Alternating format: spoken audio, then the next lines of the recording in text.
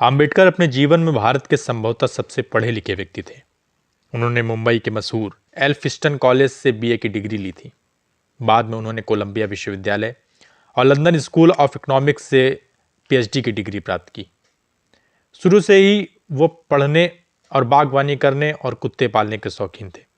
कहा जाता है कि उस जमाने में उनके पास देश में किताबों का बेहतरीन संग्रह था।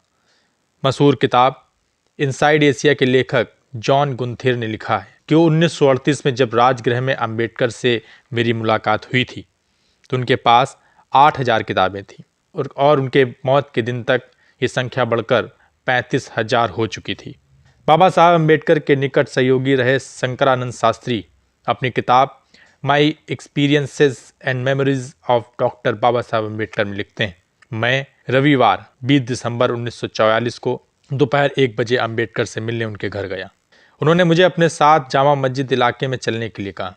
उन दिनों वो पुरानी किताबें खरीदने का अड्डा हुआ करता था। मैंने उनसे कहने की कोशिश की कि दिन के खाने का समय हो रहा है, लेकिन उन पर इसका कोई असर नहीं हुआ। जामा मस्जिद में उनके होने की खबर चारों तरफ फैल गई और लोग उनके चारों ओर इकट्ठा होने लगे। इस भीड़ में भी उन्होंने विभिन्न विषयों पर करीब 2 दर्जन किताबें खरीदी। वो अपनी किताबें किसी को भी पढ़ने के लिए उधार नहीं देते थे। वो कहा करते थे कि अगर किसी को उनकी किताबें पढ़नी है तो उसे उनके पुस्तकालय में आकर पढ़ना चाहिए।